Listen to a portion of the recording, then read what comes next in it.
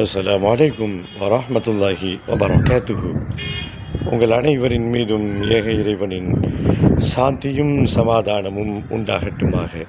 சிந்தனைக்கு சில மணித்துளிகள். மாணவர்கள்ட்ட ஆசிரியர் கேள்வியை கேட்டு தொடர்கிறார். இந்த கிளாஸினுடைய வெயிட் எவ்வளோ அப்படின்னு ஆளுக்கு ஒரு எடையை சொன்னீங்க. எனக்கும் இது தெரியாது, அது நமக்கும் தேவையும் இல்லை. இப்போ இது ஒரு 100 கிராம், குறைந்தபட்சம் 100 கிராம்னு வச்சுக்கோங்க. 100 கிராமை சுமப்பது ஒரு கஷ்டமான்னு பார்த்தால் நிச்சயமாக கஷ்டமாக இல்லை. ஆனால் இதை பிடித்து கொண்டு நம்மால் எவ்வளோ நேரம் நிற்க முடியும் அப்படின்னு மாணவர்கள்ட்ட கேட்குறார். மாணவர் சொல்லுகிறார்கள், ஒரு மணி நேரம் நிற்கலாம்.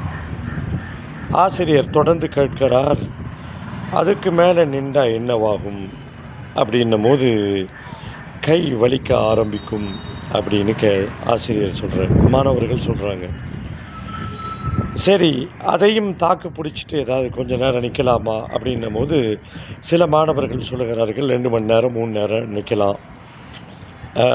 அப்படி நெடுந்தாலும் ரொம்ப கஷ்டமாக இருக்கும், கை மறுத்து போக ஆரம்பிக்கும், கால் மறுத்து போக ஆரம்பிக்கும் அப்படின்னும் போது ஆசிரியர் அது ஒரு டம்ளரினுடைய அந்த செயலை மையமாக வைத்து ஒரு மாபெரும் ஒரு தத்துவத்தை விளக்குகிறார். இந்த ஒரு டம்ளர் தண்ணீர் தான், இந்த கிளாஸ் தண்ணீர் தான் நம்மளுடைய பிரச்சனைகள். அது சாதாரண சின்ன பிரச்சனையாக இருக்கும். இந்த பிரச்சனையை நாம் உடனடியாக அதை கீழே இறக்கி வைத்து விட்டால் நமக்கு எந்த பிரச்சனையும் வராது. சாதாரண சின்ன பிரச்சனை தான், அது உடனடியாக அதை தூக்கி நாம் கீழே வைத்து விட்டோம் என்று சொன்னால் அது நமக்கு பாரமாக தெரியாது.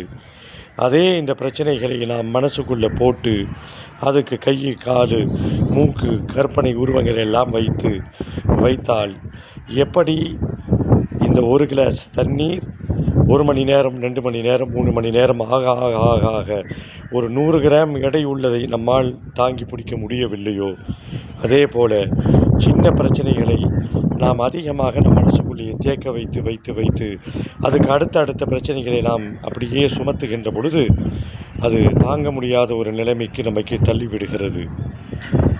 ஆம், எவ்வளவு அற்புதமான விளக்கம் பாருங்கள்.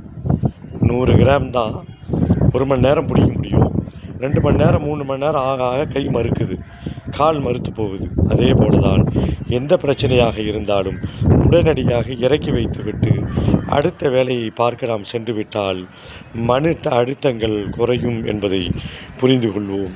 தொடர்ந்து பயணிப்போம், பேசுவோம் இன்ஷா அல்லாஹ்.